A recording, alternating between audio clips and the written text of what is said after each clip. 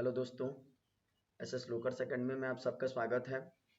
जैसा कि मैंने पिछले वीडियो में आप सबको रोज पाठ का हिंदी अर्थ बताया था, आज के भी इस वीडियो में मैं आप सबको इस पाठ का जो आगे का अर्थ है वो बताने जा रहा हूँ।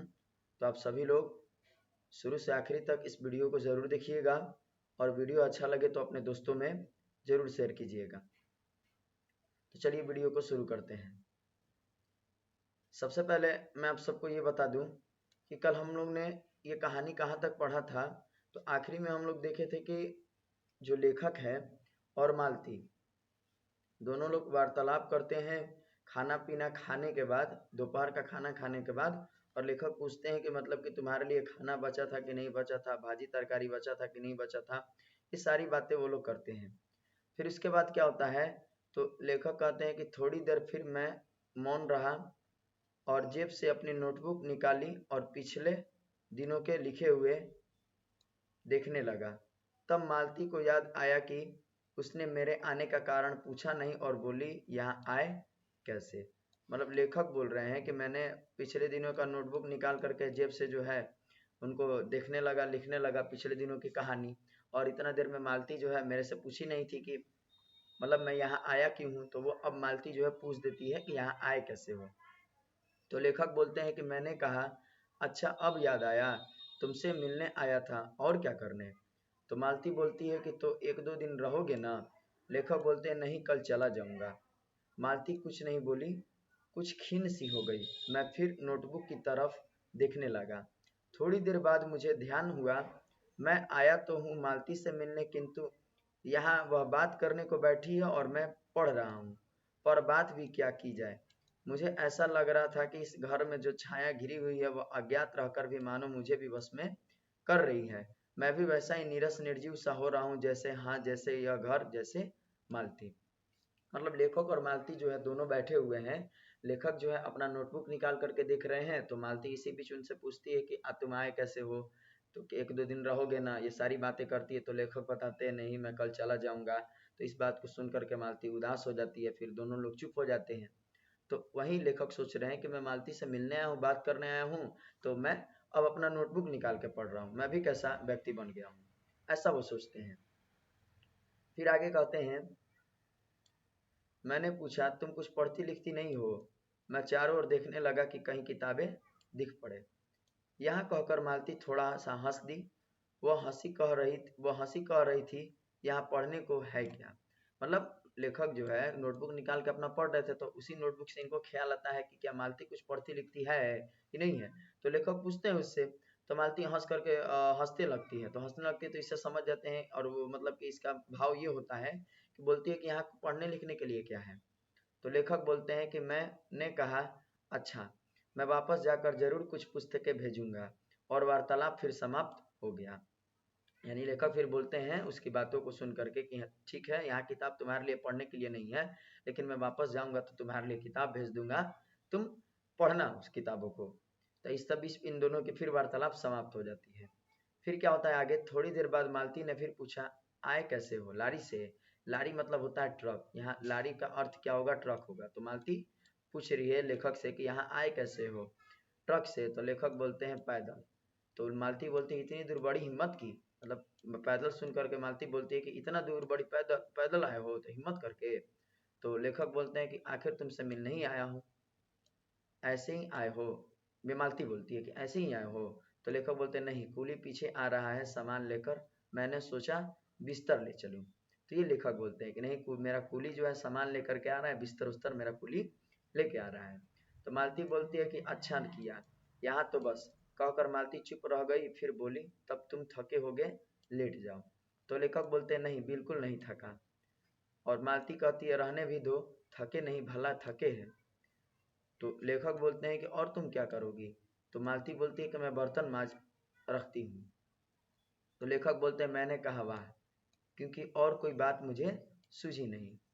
इसके बाद फिर मालती क्या करती है कि थोड़ी देर में मालती उठी और चली गई टीटी को साथ लेकर। तब मैं भी लेट गया और छत की ओर देखने लगा। मेरे विचारों के साथ आंगन से आती हुई बर्तनों के घिसने की खनखन ध्वनि मिलकर एक विचित्र एक स्वर उत्पन्न करने लगे, जिसके कारण मेरे अंग धीरे धीरे ढीले पड़ने लगे और मैं ऊँघने लगा था। मतलब यहाँ कहा जा रहा है कि मालती और लेखक आपस में बातचीत करते हैं, बोलती है मालती कि तुम यहाँ कैसे आए हो, पैदल आए हो कि गाड़ी से आए हो? तो लेखक बोलते हैं पैदल आया हूँ। तो फिर ये भी बोलते हैं कि अपना सामान वामान भी लेकर के आया हूँ। तो कूली पीछे से जो मेरा सामान लेकर के आ रहा है और बिस्तर भी मैं लेके आया हूँ। तो इस बीच इसको सुन करके मालती जो है कहती है अच्छा किए। फिर उसके बाद मालती उठ करके चली जाती है रसोई में, मतलब बर्तन मांजने के लिए टीटी को लेकर के। तो लेखक क्या करते हैं, अकेले हो जाते हैं तो आंगन में लेटे रहते हैं चारपाई पे। तो खन खन बर्तन मांजने की खन खन ध्वनि सुन करके उनको ऊँघाई आने लगती है, मतलब वो सोने लगते हैं। फिर आगे क्या होता है, तो एकाएक कहा जा रहा है कि एकाएक वह एक स्वर टूट गया, मतलब बर्तन मांजने की जो आवाज थी वो खत्म हो गया, मौन हो गया। इससे मेरी तंद्रा भी टूटी और मैं उस मौन से मैं सुनने लगा। 4 खड़क रहे थे और इसी का पहला घंटा सुनकर मालती रुक गई थी। कहने का मतलब लेखक ये कह रहे हैं कि जब ये बर्तन की आवाज सुन करके ऊँघ रहे थे तो उस समय 4 बजने वाला था, 4 अभी बजा नहीं था। तो जैसे ही बर्तन माज चुकी रहती है मालती तो 4 बज जाता है। ठीक 4 बज जाता है तो वो बोलती है कि 4 बज गए। तो ये चीज़ सुन करके 4 बजने का पहला घंटा सुन करके मालती रुक जाती है।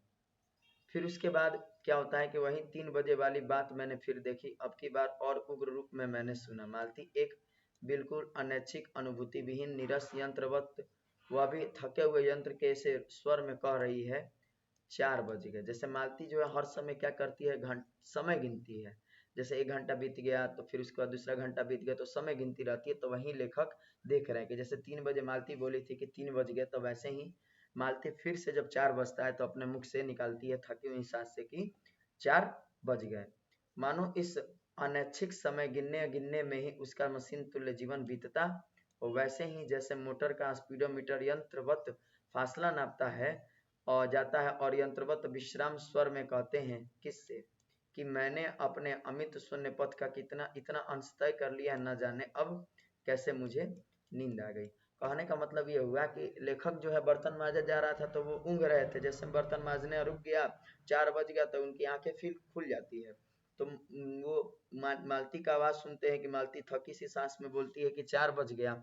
तो यही सुन करके वो सोच रहे हैं कि जैसे मोटर गाड़ी में स्पीडोमीटर लगा रहता है स्पीड को मापने के लिए कि हाँ अभी बाइक से हम लोग कितना दूर गए, स्पीडोमीटर नापता है। तो उसी प्रकार मालती भी जो है काम करते करते अपना समय गिनते रहती है। ये भी इसकी भी जीवन क्या हो गया है, मशीन की तरह हो गया है, ऐसा लेखक सोचते हैं।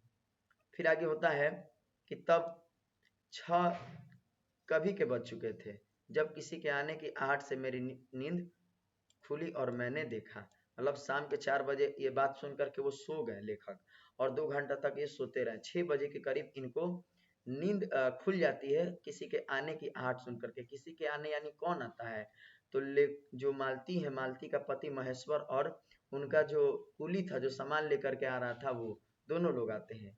तो देखते हैं कि महेश्वर लौट आए हैं और उनके साथ ही बिस्तर लिए हुए मेरा कुली। मैं मुंह धोने को पानी मांगने को ही था कि मुझे याद आया पानी नहीं होगी। मैंने हाथों से मुंह पोंछते पोंछते महेश्वर से पूछा, आपने बड़ी देरी की। मतलब लेखक उठते हैं तो हम लोग भी सोते हैं, सुबह में सो करके उठते तो मुंह हाथ धोते ही हैं। अब दोपहर पर में कभी सोते हैं और शाम के करीब उठते हैं तो हम लोग उस समय भी मुंह हाथ धोते हैं। तो लेखक भी जब शाम के करीब सो करके उठते हैं तो ये भी मुंह धोने के लिए पानी मांगने वाले होते हैं, लेकिन इनको याद आता है कि आज पानी तो है ही नहीं, 7 बजे के बाद आएगा। तो ये उठने के बाद अपना मुख ऐसे ही पोंछ लेते हैं और फिर उसके बाद जब महेश्वर आ जाते हैं तो उनसे पूछते हैं कि आज आपने बड़ी देरी कर दी।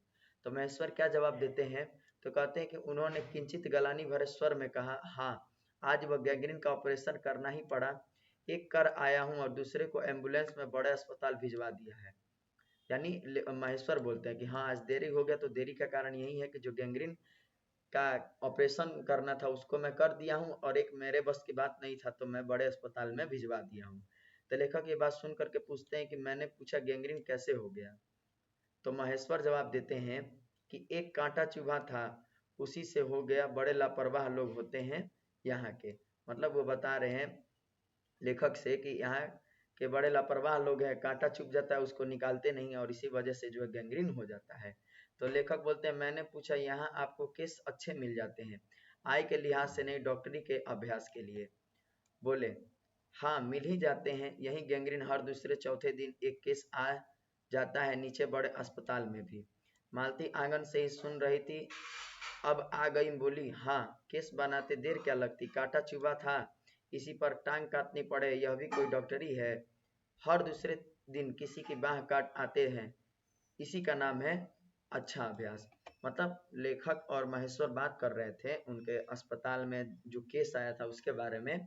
तो मालती बर्तन मांजते वक्त सुनती है, तो रसोई में रहती है, तो उसी में वो सुन करके बोलती है कि हाँ हाँ इन लोगों को केस बनाने में देर कहाँ लगती है, हाथ पैर काट देते हैं और कहते हैं कि गैंग्रीन हुआ है, बड़ा इलाज है। तो मालती की बात सुन करके महेश्वर जो है हंसने लगते हैं और उसके बाद कहते हैं कि ना काटे तो उसकी जान गवाई। मतलब महेश्वर बोलते हैं हंस करके, नहीं काटेंगे तो उसका जान चला जाएगा।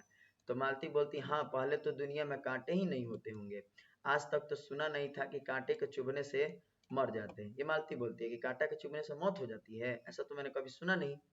तब महेश्वर ने उत्तर नहीं दिया। महेश्वर अब इसकी बात सुनकर के वो उत्तर नहीं देते हैं, बस मुस्कुरा देते हैं।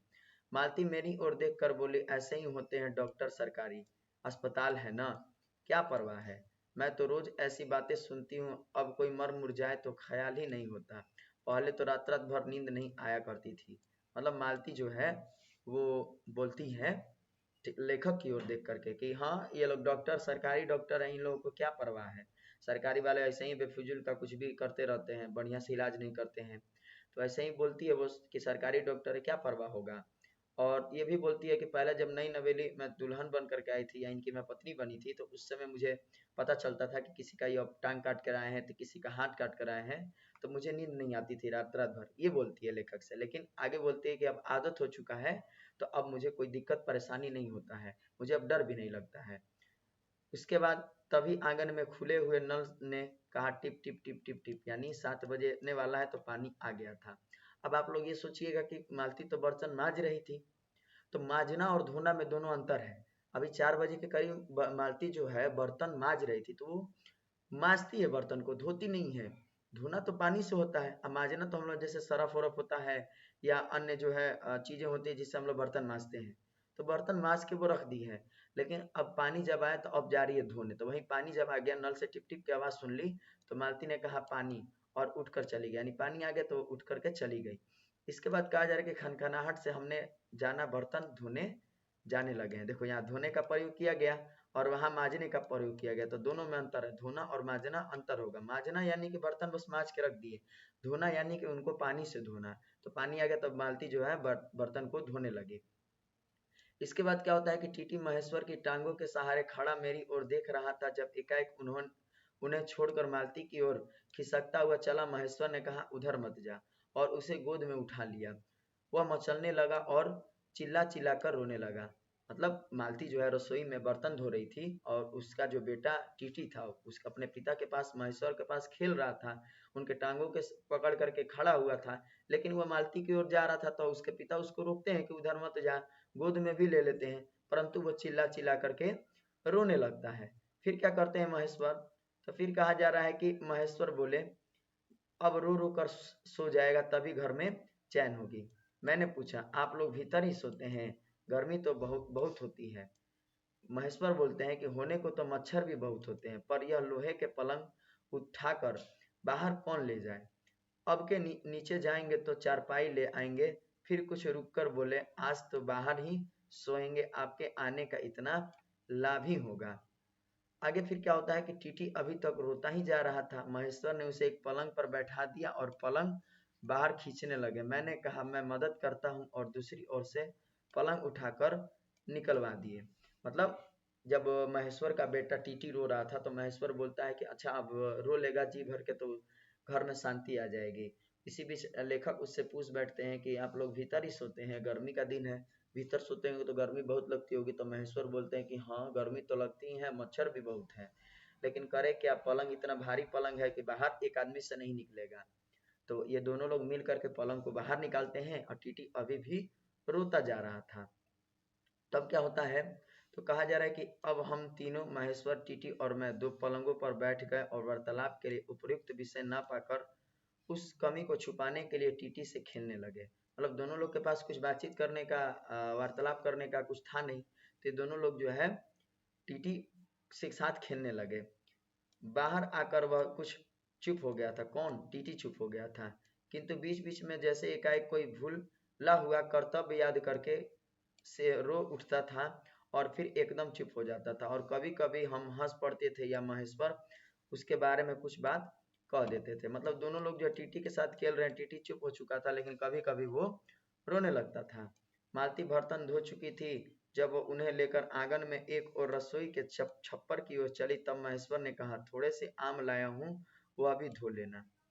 तो मालती बोलती है कहाँ है? मतलब लेखक और मालती जो है बर्तन धो चुकी थी तो महेश्वर जो उसके पति बोलते हैं कि मैं थोड़ा सा आम लाया हूँ, उसको भी धो देना। तो मालती पूछती है कहाँ रखे हो? तो महेश्वर जवाब देते हैं अंगीठी पर। अंगीठी पर रखे कागज में लिपटे हुए हैं। मालती ने भीतर जाकर आम उठाए और अपने आंचल में डाल लिए।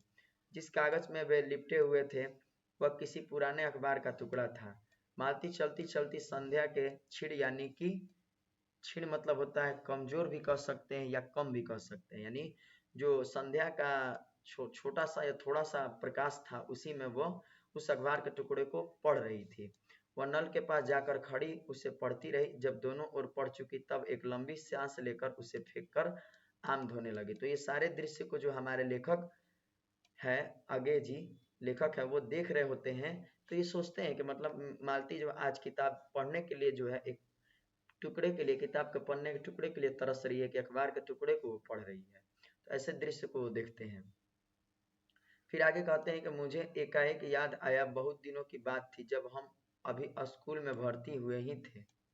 जब हमारा सबसे बड़ा सुख, सबसे बड़ी विजय थी हाजिरी हो चुकने के बाद चोरी से क्लास से निकल भागना और स्कूल से कुछ दूरी पर आम के बगीचे में पेड़ों पर चढ़कर कच्ची अमियाँ तोड़ तोड़ कर खाना।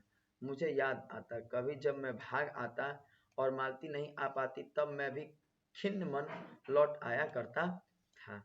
यानी कि लेखक जो है जब मालती को अखबार पढ़ते देख करके सोचते हैं कि मालती आज जो एक अखबार के टुकड़े के लिए तरस रही है और जब बचपन में हम दोनों स्कूल में साथ साथ पढ़ते थे तो हम दोनों बस हाजिरी बना करके और भाग जाते हैं स्कूल से और आम के बगीचे में जा करके कच्चा आम तोड़ करके खाते थे। लेकिन कभी कभार ऐसा होता था कि मैं भाग आता था, मालती नहीं भाग आती थी, तो मैं भी उदास मन जो है अपने स्कूल में वापस लौट जाता था। तो हम दोनों इस तरीके का कर्तव्य करते थे। तो आज हम लोग यहीं तक जो है इस पाठ का अर्थ देखेंगे। नेक्स्ट वीडियो में मैं बचा हुआ बाकी का अर्थ आप सभी लोगों को बता दूंगा और इनमें से आप सभी लोग अच्छे से पूरे कहानी को पढ़िएगा और समझिएगा। और आप लोगों में से अगर जो लोग भी नए हैं और हमारे इस वीडियो को देख रहे हैं तो वो सभी लोग हमारे चैनल को सब्सक्राइब कर लीजिए, बेल आइकन को प्रेस कर दीजिएगा ताकि हमारे नए नए वीडियो के अपडेट जो है आप तक पहले पहुंच सके। धन्यवाद।